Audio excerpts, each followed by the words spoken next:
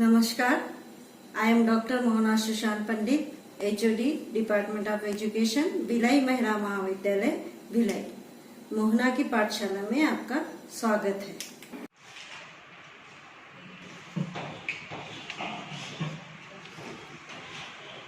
कोई भी डायग्राम बनाना है तो पहले उसका आउटलाइन मतलब कितने अपने को सर्कल बनाना है या बॉक्स बनाना है ये याद करना चाहिए, ठीक है।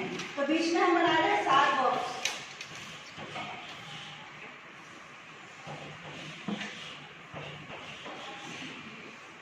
ठीक है, बन गया, बनाइए। फिर इस साइड 9 बॉक्स बनाइए।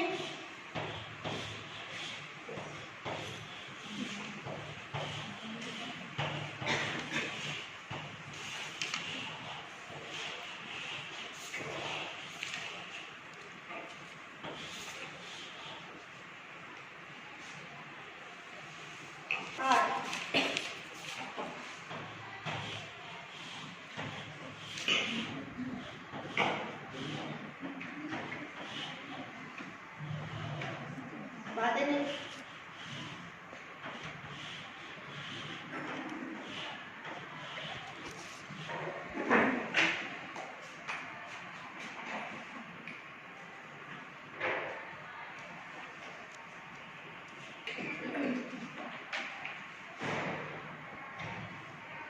हमने यहाँ बीच में कितने बॉक्स बनाए हैं? 7। इस साइड 8 और इधर 9, मतलब 7 8 9। 7 बीच में बनाना है, एक साइड 8 बनाना है, एक साइड 9। जो 7 बॉक्स है उसका बीच का बॉक्स कितना नंबर का रहेगा? 4। तो चौथे नंबर पे देखिए शैक्षिक तकनीकी। ठीक है, हम क्या देख रहे हैं? शैक्षिक तकनीकी के क्षेत्र। तो हमको बीच में लिखना है शैक्षिक तकनीकी, एजुकेशन टेक्नोलॉजी। फिर हम सबसे ऊपर से शुरू करेंगे। सबसे ऊपर लिखना है शोध, रिसर्च, इंग्लिश में रिसर्च, शोध। फिर है क्रियात्मक अनुसंधान, क्रियात्मक अनुसंधान।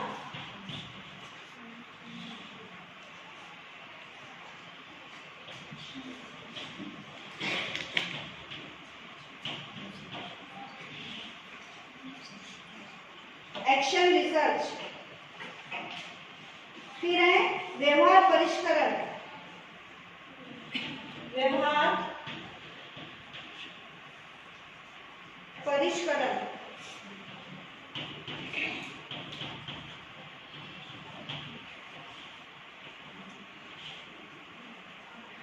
Behaviour modification. आप हिंदी मीडियम में वाले भी इंग्लिश में भी लिखेंगे, क्योंकि हो सकता है एग्जाम के समय शब्द याद नहीं आते ना। व्यवहार परिष्करण याद नहीं आएगा पर बिहेवियर मॉडिफिकेशन याद आ जाएगा, ठीक है। फिर बीच वाले बॉक्स में तो है क्या है? शैक्षिक। उसके नीचे लिखिए सूक्ष्म शिक्षण,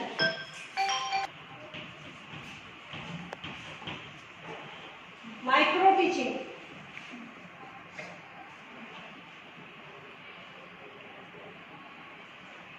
फिर है शिक्षण मॉड्यूल्स,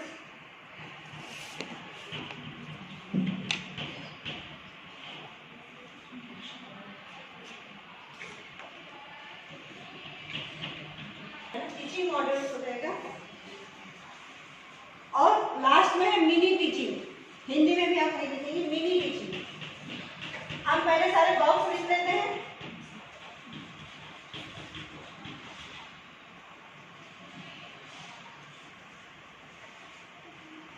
अब इससे कितने बॉक्स है? 9। इसमें सबसे पहले लिखेंगे अधिगम सिद्धांत। हम मिनी टीचिंग को मिनी शिक्षण लिख दें? वे मिनी टीचिंग ही लिखेंगे। अधिगम सिद्धांत, लर्निंग थ्योरीज, ठीक है।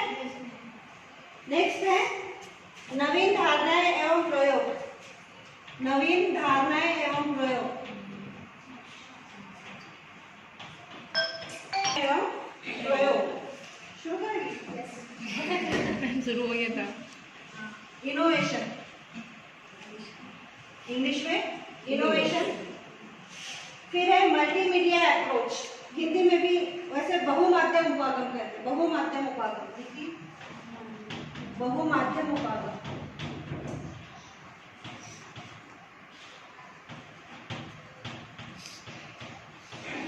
इंग्लिश में होगा मल्टीमीडिया अप्रोच। फिर है प्रणाली उपागम। प्रणाली उपागम, सिस्टम अप्रोच।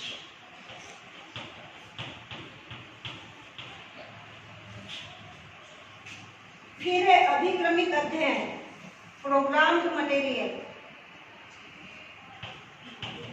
अभिक्रमिक अध्ययन।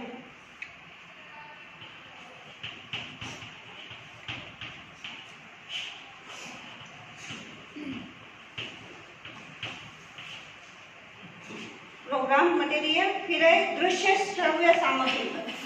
दृश्य श्रव्य सामग्री, ऑडियो वीडियो एड्स।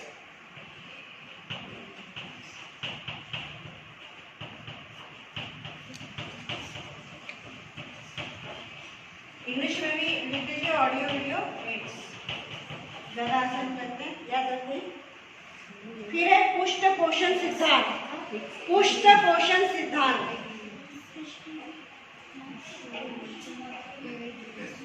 पृष्ठ पोषण सिद्धांत।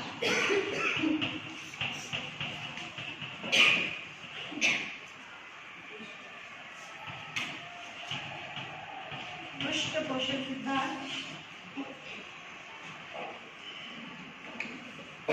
साइबरमेटिक्स। फिर इंग्लिश में लिखना है आप लोगों को personalised system of instruction. Personalised system of instruction.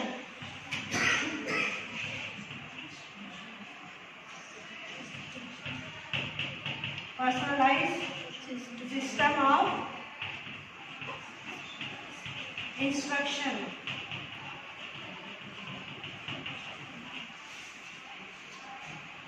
और लास्ट है शिक्षा की अवस्था, प्रक्रिया,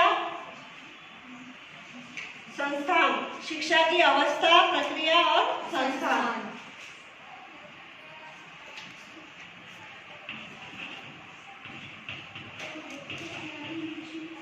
शिक्षा की अवस्था, प्रक्रिया एवं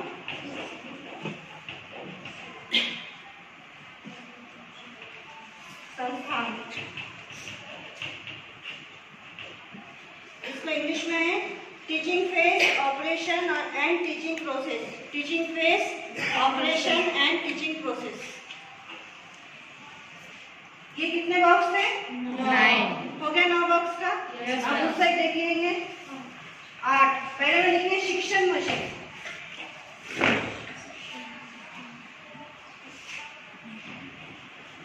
मशीन, टीचिंग मशीन। नेक्स्ट है अंतःक्रियात्मक विश्लेषण। अंतःक्रियात्मक विश्लेषण।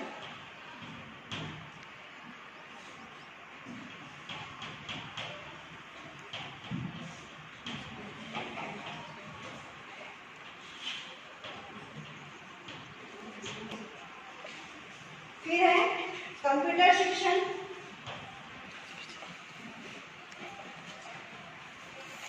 Computer assisted programme instruction.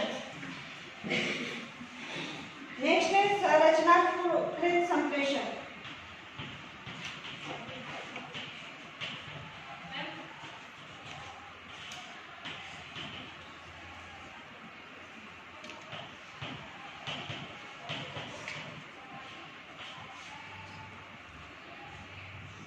Structured communication. Next है शिक्षण अधिगम व्यवस्था। शिक्षण अधिगम व्यवस्था।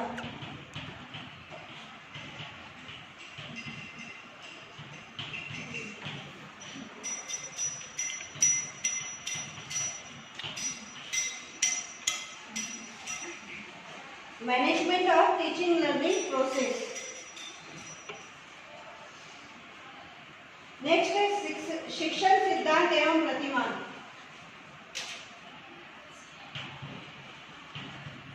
शिक्षण सिद्धांत एवं प्रतिमान।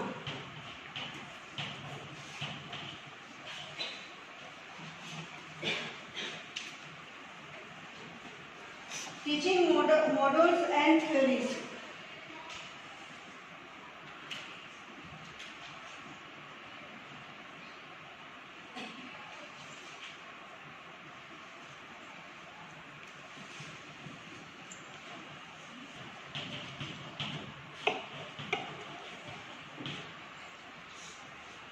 रचनाएं,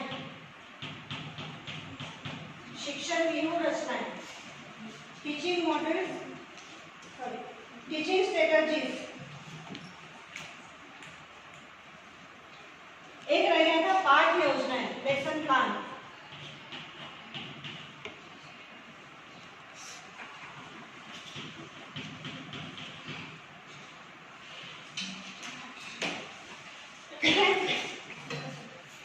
हम देखेंगे आपकी कौन सा किससे, मतलब ये क्या हमने लिखे हैं, शैक्षिक तकनीकी के क्षेत्र से तात्पर्य कि शैक्षिक तकनीकी का उपयोग कहाँ कहाँ किया जाता है। ठीक है, आप लोग ध्यान से सुनिए कि ये आता है और आपको ये याद रहना चाहिए। अगर ये डायग्राम याद हो गया तो महत्व, कार्य, व्यवस्था सब लिख पाएंगे और शैक्षिक तकनीकी भी लिख पाएंगे। थोड़ा सा टफ है, उसको सबसे पहले हमें क्या करना है कि बॉक्स ऐड करना है। बीच में कितने हैं?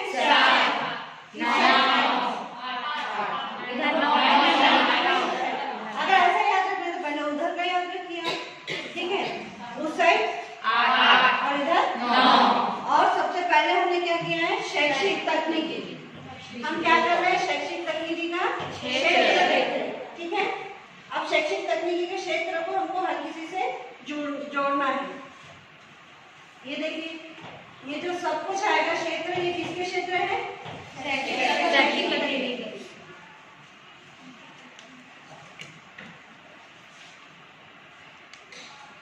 सबको शैक्षिक तकनीकी से जोड़ना है। ठीक है, जोड़िए।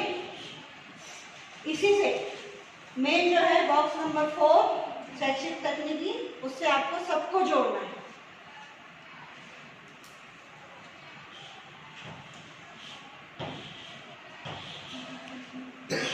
क्लियर है? सभी तरह से उनको जोड़ना है शैक्षिक तकनीकी से।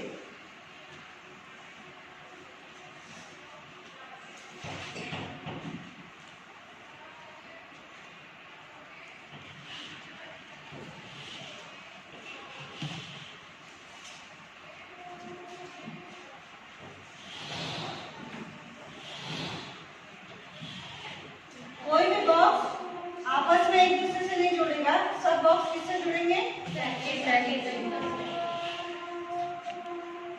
सिर्फ कॉन्सेप्ट क्लियर कीजिए कि हमको बीच वाले बॉक्स से सबको जोड़ना है, एक दूसरे से नहीं जोड़ना है। एक दूसरे से जोड़ने का तात्पर्य वो उस पर डिपेंड है, वो पैसा नहीं है। हम शैक्षिक तकनीकी के अलग अलग क्षेत्र देख रहे हैं। ठीक है,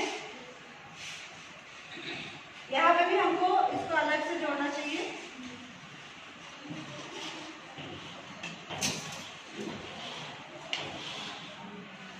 कॉन्सेप्ट क्लियर है? यहाँ तक हमने क्या किया, पहले एक 6 बॉक्स बनाए, एक 7 बॉक्स बनाए, एक 8 बॉक्स बनाए, एक 9 बॉक्स बनाए और सब में लिखा है। उसके बाद सबको जोड़ा। जोड़ा क्यों है? सारे, मतलब हम कुल मिला के एक को छोड़ दीजिए तो बीच में कितने बॉक्स में क्षेत्र लिखे हमने? 6 बॉक्स में, एक साइड 9 बॉक्स में, एक साइड 8। टोटल मिला के कितने हुए? 8 और 9 17 और 6 23। मतलब इस डायग्राम में शैक्षिक तकनीकी के कितने क्षेत्र बताए गए हैं? 23 क्षेत्र बताए, वो भी बड़े पैमाने। उसका अगर हम और बात करेंगे तो वो और बड़ा हो सकता है। क्लियर है?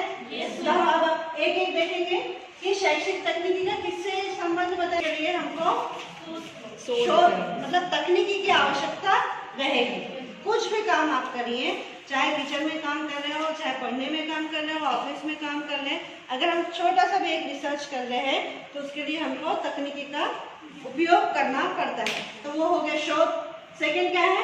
क्रियात्मक अनुसंधान। क्रियात्मक अनुसंधान को इंग्लिश में बोलते हैं एक्शन रिसर्च। ठीक है, एक्शन रिसर्च वो रिसर्च जो एक्शन में होता है।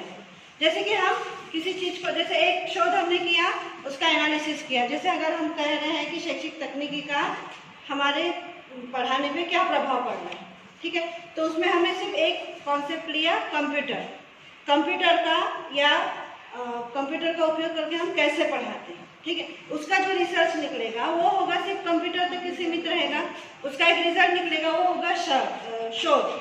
पर हम रोज काम कर रहे हैं कंप्यूटर, उसके बाद हम प्रेजेंटेशन या उसके बाद स्मार्ट बोर्ड, तो रोज हम मतलब एक महीने अलग अलग टेक्नोलॉजी का यूज करके किसी रिसर्च को कर रहे हैं, तो वो होता है एक्शन रिसर्च, जिसमें कार्य चलते रहता है। क्लियर है? तो ये हो गया क्रियात्मक अनुसंधान। थर्ड है व्यवहार परिष्करण। आप अगर कंप्यूटर का यूज नहीं करते थे और उसके बाद आप कंप्यूटर का यूज शुरू करते हैं किसी भी टेक्नोलॉजी का, तो क्या आपके व्यवहार में परिवर्तन होता है? होता है, क्योंकि हम कैसे पढ़ा रहे हैं, क्या पढ़ा रहे हैं, वो हमारे व्यवहार में परिवर्तन होता है, हमारा समय भी बचता है, हम टेक्नोलॉजी से जितने फ्रेंडली होंगे उतना कॉन्फिडेंस हमारा बढ़ता है, ठीक है ना। अगर हम क्लास में जा रहे हैं और टेक्नोलॉजी का यूज कर रहे हैं तो हमारा कॉन्फिडेंस बढ़ेगा, तो आपके व्यवहार में परिवर्तन होगा, परिष्करण होगा, ठीक है। तो ये 3 पॉइंट हो गया। पहला क्या था? दूसरा और तीसरा। आप पहले शोध कीजिए, ठीक है, एक रिसर्च करके देखिए, उसके बाद हम एक्शन रिसर्च करके देखिए। जब आपने रिसर्च किया, एक्शन रिसर्च किया, तो अपने आप आपके व्यवहार में परिवर्तन आएगा। क्लियर है यहाँ तक? नेक्स्ट पॉइंट है सूक्ष्म शिक्षण। सूक्ष्म शिक्षण को इंग्लिश में बोलते हैं माइक्रो टीचिंग। आप जब भी आप 40 मिनट के पीरियड पढ़ाने जाएंगे तो उसमें हम कौन कौन सी स्किल्स देखते हैं। एक टीचर क्या करता है, सबसे पहले जाके प्रस्तावना प्रश्न पूछता है, उसके बाद कंटेंट पढ़ाता है, उसमें बीच में उदाहरण भी देगा या कथन या कविता या आपको एक कहानी सुनाएगा, पर अपना कंटेंट आगे बढ़ाता है। उसके बाद क्या करते हैं? प्रश्न पूछते हैं, उसके बाद फिर कंटेंट आगे बढ़ाते हैं। उसके बाद जब चैप्टर खत्म होता है तो हम क्या करते हैं? कक्षा कार्य देते हैं और फिर गृह कार्य होमवर्क देते हैं, ठीक है। तो ये स्किल अलग अलग है, सारे स्किल 5 से 7 मिनट की जो होती है, और उसको आप 5 से 7 मिनट एक स्किल को, जैसे आप आ रहे हैं सिर्फ प्रस्तावना पूछ रहे हैं, सामने जो बैठे हैं वो 5 से 10 लोग बैठे रहेंगे, आपके फ्रेंड्स या कोई भी, उनके सामने आप आ रहे हैं, एक चैप्टर का 5 से 7 मिनट का एक लेसन प्लान बना रहे हैं, और वो किस पे रहेगा? वो लेसन प्लान किस स्किल पे रहेगा? प्रस्तावना प्रश्न पे। उस दिन आप क्या करेंगे? सिर्फ प्रस्तावना प्रश्न पूछेंगे कि हमको कैसे प्रस्तावना प्रश्न पूछने चाहिए और क्या उसका जवाब है। अगले दिन आप स्किल सीख रहे हैं कि हमको प्रश्न कैसे पूछने चाहिए। एक स्किल होता है कि आपको अगर प्रश्न पूछे जाए, आपने पूछा, उन्होंने जवाब दिया, तो आप उनको शाबाशी देंगे, रीइंफोर्समेंट करेंगे, उनको इनकरेज करेंगे, ठीक है।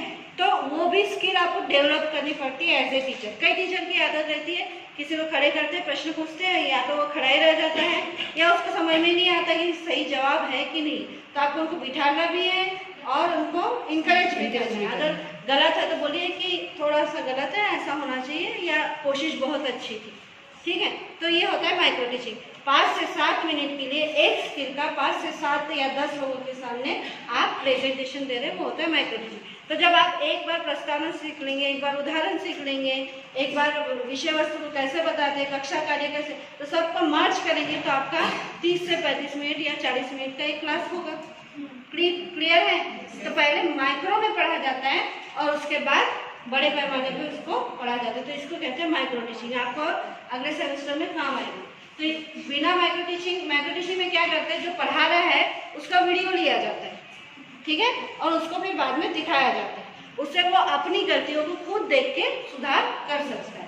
तो हम टेक्नोलॉजी का यूज कर रहे हैं, वहाँ पे एक एक स्किल का यूज कर रहे हैं, तकनीकी मतलब विज्ञान, ठीक है, सिस्टमेटिक एक एक स्किल का यूज करके हम उसको पढ़ रहे हैं, तो वो सूक्ष्म शिक्षण, और उसमें हम डायरेक्ट इनडायरेक्ट टेक्नोलॉजी का यूज कर रहे हैं। उसके बाद क्या है? आप किस मॉडल से यूज कर रहे हैं, जैसे कि विधियां कौन सी उपयोग में ला रहे हैं, प्रविधियां कौन सी उपयोग में ला रहे हैं, वर्किंग मॉडल उपयोग में ला रहे हैं, क्या मॉडल्स आपने बना के लाया है, कैसे आप पढ़ा रहे हैं, ठीक है। और नेक्स्ट है मिनी, वो और भी शॉर्ट में रहती है, 2 से 3 मिनट तक के। क्या प्रस्तावना में भी 2-4 प्रश्न ही आज पूछ रहे हैं, फिर अगली पूछ रहे हैं, वो होता है मिनी टीचिंग। तो तीनों में टेक्नोलॉजी का उपयोग होगा। क्लियर है यहाँ? सबसे पहले हम क्या करेंगे, फिर परिवर्तन आ रहा था ना, सूक्ष्म शिक्षण। नीचे से जाएंगे अगर इधर से, तो हमने पहले मिनी टीचिंग सीखा है, कम से कम खड़ा रहने तो सीखे क्लास में, बोलना तो सीखे। उसके बाद हमने एक तय किया कि अगर हमको क्लास में जाना है तो क्या क्या उद्देश्य लेके जाना, कैसे पढ़ाना। फिर हमने सूक्ष्म शिक्षण दिया और उसके बाद हमने टीचिंग शुरू की, है ना।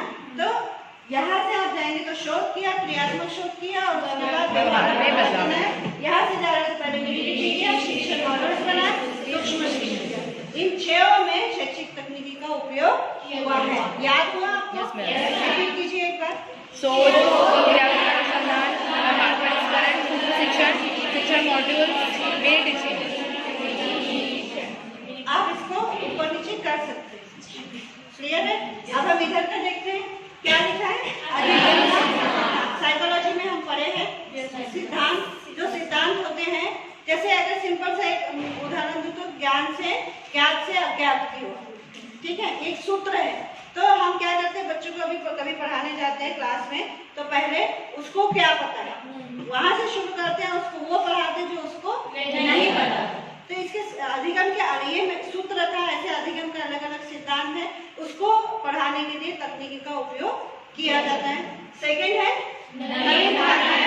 अगर आप टेक्नोलॉजी का उपयोग कर सकते हैं तो जैसे हम मोबाइल का उपयोग कर सकते हैं पढ़ाने के लिए, कहीं पे भी नहीं दिया है कि टेक्नोलॉजी के लिए आप मतलब इसी चीज का करें उस चीज का करें। शिक्षक अपनी इच्छा से नई नई बातों को, नई नई धारणा को इसमें उपयोग में ला सकता है। तीसरा है बहुमाध्यम अवधारणा। शब्द से इसको इंग्लिश में बोलते हैं मल्टीमीडिया अप्रोच। जैसे शब्द से, जैसे अभी अपन क्लास में पढ़ रहे हैं तो मैं किस किस इंस्ट्रूमेंट का यूज कर रही हूँ? Black board. ये तो हो गया परंपरागत सामग्री, ठीक है, ट्रेडिशनल। उसके बाद अगर मैं टेक्नोलॉजी का उपयोग कर रही हूँ, अगर मोबाइल का कर रही हूँ, कंप्यूटर का कर रही हूँ, तो एक चैप्टर पढ़ाने के लिए अगर मैं कोई एक चैप्टर पढ़ा रही हूँ, जितने ही सामग्री का उपयोग कर रही हूँ एक चैप्टर पढ़ाने के लिए, वो सारी सामग्री नीचे क्या होता है? मल्टीमीडिया। मतलब आप कई सारी चीजों का उपयोग कर रहे हैं एक चैप्टर पढ़ाने के लिए या समझाने के लिए। और शिक्षक करता ही नहीं, ट्रेडिशनल इसके अलावा वो टेक्नोलॉजी का भी उपयोग करता है और उसके अनुसार पढ़ाता है। तो ये हो गया बहुमाध्यम उपागम। फिर है प्रणाली उपागम। इंग्लिश में इसको कहते हैं सिस्टम।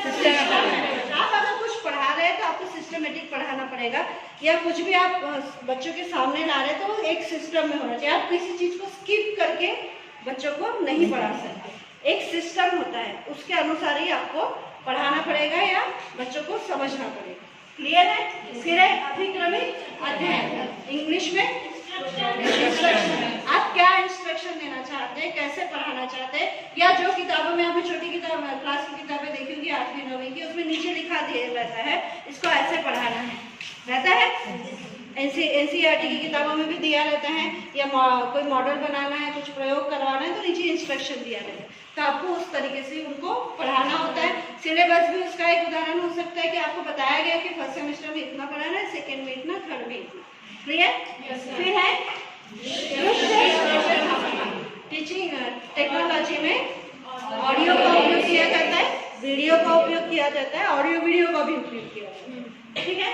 पृष्ठपोषण सिद्धांत, ये बहुत आवश्यक है।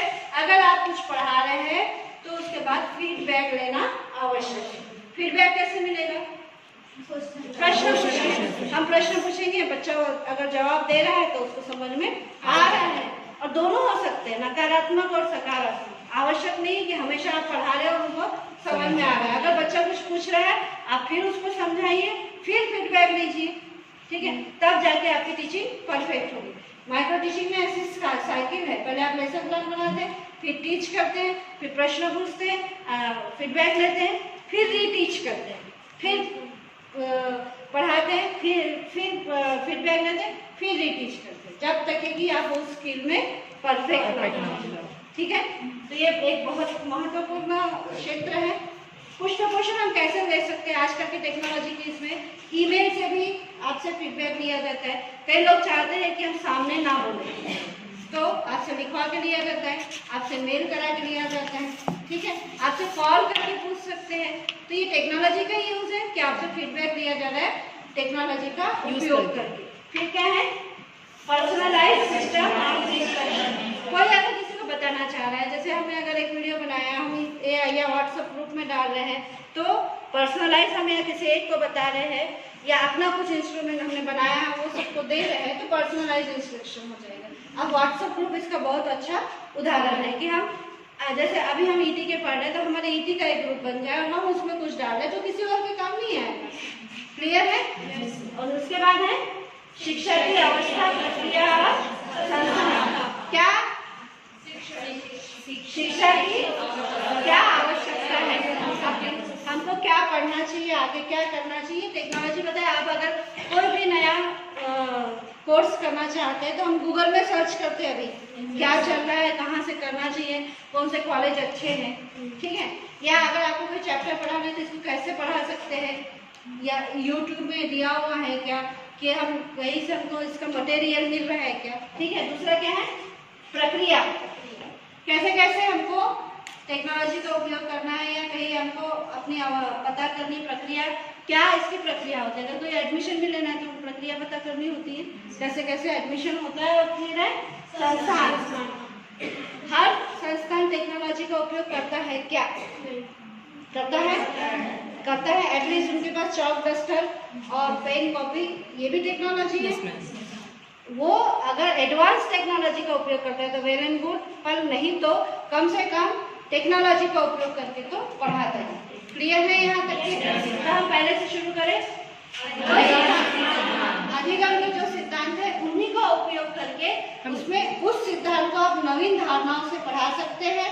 आपको कोई बाउंडिंग नहीं है कि उस सिद्धांत को कैसे पढ़ाना है या टीचिंग कैसे करनी है, आप अपनी नवीन धारणाओं को उसमें जोड़ सकते हैं। कई सारे उपागम का उपयोग उसको पढ़ाने के लिए कर सकते हैं, सब एक दूसरे से इंटर रिलेटेड है, आप देख लीजिए। और सिस्टमेटिक आपको उसको पढ़ाना चाहिए। उसके बाद क्या आपका कंटेंट है, क्या हमको पढ़ाना है वो हमको पता होनी चाहिए। उसके बाद आप उसमें ऑडियो वीडियो का यूज करके पढ़ाइए, आप फीडबैक लीजिए बच्चों का। उसके बाद उसको आप पर्सनलाइज भी कर सकते हैं कक्षा से अनुरूप, या आपने जब पढ़ा लिया है वो एक सिस्टम बन गया तो आप किसी से भी पूछ भी सकते हैं। और उसके बाद आप उसको दूसरों को बता भी सकते हैं कि यहाँ पे ऐसा पढ़ाया जाता है, या आप इसका उपयोग अपनी संस्था में या जहाँ आप जा रहे हैं वहाँ कर सकते हैं। क्लियर है? तो शुरू कहाँ से हुआ बोलिए?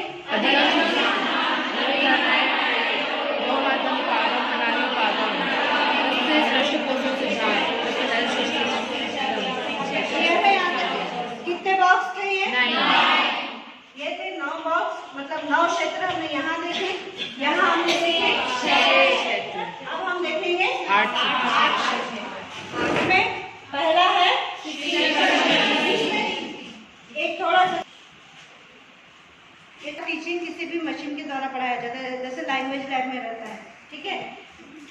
मशीनों का उपयोग करके किसी भी, जैसे कि स्लाइड प्रोजेक्टर होता है, या आपको प्रोनाउंसिएशन अगर सीखना है तो आपको क्या किया जाता है, वही शब्द बार बार सुनाया जाता है, फिर आप प्रोनाउंसिएशन करते हैं सही शब्दों को, जब तक लैंग्वेज लैब में ऐसा रहता है, ठीक है। तो शिक्षण मशीन होती है, वो शिक्षण मशीन ये शब्द आ गया, मतलब टेक्नोलॉजी का आ गया, और उसका हम किस में उपयोग कर रहे हैं, शैक्षिक। फिर है अंतःक्रियात्मक विश्लेषण, इंग्लिश में क्या बोलते हैं इसको, इंटरेक्शन एनालिसिस। आप कैसे इंटरेक्शन कर रहे हैं उसका एनालिसिस करना आवश्यक है। आपका विद्यार्थियों के साथ इंटरेक्शन हो रहा है कि नहीं हो रहा है, ठीक से हो रहा है कि नहीं, वो आपको पता होना चाहिए। अगर आप किसी टीचिंग एड्स का उपयोग कर रहे हैं किसी भी टेक्नोलॉजी का, तो विद्यार्थियों के साथ आपका इंस्ट्रक्शन हो रहा है कि नहीं हो रहा है। थर्ड क्या है, पाठ योजना। आप पाठ योजना बना के ही कक्षा में जाए, ठीक है, कि मुझे जाना है, मुझे इस उद्देश्य की प्राप्ति करनी है और मैं ये चैप्टर पढ़ाने वाला हूँ, ये प्रस्तावना प्रश्न रहेंगे, ये टीचिंग एड्स का यूज करूंगा, ये कक्षा कार्य रहेगा, ये गृह कार्य। 40 मिनट का एक लेसन प्लान आप बना के जाइए, उस अनुसार पढ़ाइए, तो बराबर आप जिस उद्देश्य के लिए कक्षा में गए हैं उसको पूरा कर पाएंगे। फिर क्या है, संरचनात्मक संप्रेषण, इंग्लिश में क्या बोलते हैं, सॉरी, कंप्यूटर शिक्षण, ठीक है। अगर आपको कंप्यूटर नॉलेज है तो टेक्नोलॉजी का आप ज़्यादा अच्छे से उपयोग कर सकते हैं, उसको बता सकते हैं, नए नए तरीकों से समझा सकते हैं। फिर है संरचनात्मक संप्रेषण, मतलब इंग्लिश में कम्युनिकेशन। आपको बता दिया जाएगा, आपको कंटेंट दे दिया जाएगा, लेकिन समझाना कैसा है, कम्युनिकेट कैसे करना है, वो शिक्षक पे निर्भर करता है, पढ़ाने वाले पे निर्भर करता है। तो उस कंटेंट के अनुसार ही कई टीचर रहते हैं जो शुरू कहीं से होते हैं, जाते कहीं और है, ठीक है, वो नहीं करना है आपको। आपको आपके उद्देश्य को पूरा करना है, आपको टॉपिक से हटके नहीं जाना है, ठीक। फिर है शिक्षण अधिगम व्यवस्था। अगर हमको टेक्नोलॉजी का उपयोग करना है तो ऐसी व्यवस्था होनी चाहिए कि जहाँ बैठ के पढ़ रहे हैं वहाँ हम शिक्षण दे सके, बच्चे सीख सके। शिक्षण अधिगम मतलब सीखना सिखाना, तो इतना कंफर्ट हो और इतने सब जो टेक्नोलॉजी का उपयोग कर रहे हैं वो वहाँ पे उपलब्ध हो और शिक्षक को उसका उपयोग करते आता हो, ठीक है। फिर है शिक्षण सिद्धांत एवं प्रतिभा। आप जिस तरीके से पढ़ा रहे हैं शिक्षण सिद्धांत के अलावा नहीं पढ़ा सकते। जैसे मैंने अभी बताया आपको अधिगम सिद्धांत होता है, शिक्षण के सिद्धांत कि बच्चों को धीरे धीरे समझाइए, जो उनको आता है वो बताइए, फिर वो नई चीज ग्रहण कर पाएंगे। और साइकोलॉजिकली उनको इस माइंड सेटअप कीजिए, उनको कक्षा में बिठा लिए, कंफर्ट कीजिए, वो आपको सुन रहे हैं, फिर हम पढ़ा रहे हैं तो ज़्यादा अच्छा रहेगा। उसके बाद है शिक्षा व्यूह रचना। अगर आप पढ़ा रहे हैं तो आपकी मतलब व्यूह रचना बनी होनी चाहिए कि आज क्लास में जाना है और मुझे ऐसे पढ़ाना है, इस चैप्टर को ऐसे पढ़ाया जा सकता है। हर चैप्टर एक ही तरीके से पढ़ाया जा सकता है क्या? कोई भी विषय एक जैसा नहीं पढ़ाया जा सकता। तो शिक्षक को एक व्यूह रचना बना के कक्षा में जाना चाहिए कि हमको ऐसे पढ़ाना है। तो व्यूह रचना में कहाँ टेक्नोलॉजी यूज हो रही है? व्यूह रचना जब हम बनाते हैं तो विज्ञान का ही उपयोग करते हैं। विज्ञान का जहाँ उपयोग हो रहा है, जैसे कौन सी विधि का पढ़ाएंगे, किस प्रविधि से पढ़ाएंगे, तो टेक्नोलॉजी का उपयोग हो रहा है। रिपीट करें इसको। पहले हमने क्या किया, एक शिक्षण बना रहे हैं, अंतःक्रियात्मक विश्लेषण कर रहे हैं, बना रहे हैं, कंप्यूटर शिक्षण कर रहे हैं, सर्वसाधारण संप्रेषण कर रहे हैं, शिक्षण व्यवस्था, शिक्षण ठीक है। तो आप इसको इधर से भी पढ़ेंगे या इधर से भी पढ़ेंगे, ठीक है। ये सारी चीजें यहाँ हमने सबसे ज्यादा टेक्नोलॉजी का उपयोग किया है इसमें, और इसमें आपको इंस्ट्रूमेंट दिखेंगे, ठीक है, मशीन दिख रही है, हमको कंप्यूटर दिख रहा है, ठीक है। और सिद्धांत और व्यूह रचना जो है मतलब वो तो थ्योरेटिकल बता रहे हैं। क्लियर है यहाँ तक के? यहाँ कितने पॉइंट्स थे हमारे? 8। तो टोटल हमने कितने क्षेत्र देखे? 23। 9 प्लस 8 प्लस 6 23 ऐसे क्षेत्र है जहाँ पे शैक्षिक तकनीकी का उपयोग किया जाता है, जहाँ तक कि शैक्षिक तकनीकी फैली हुई है।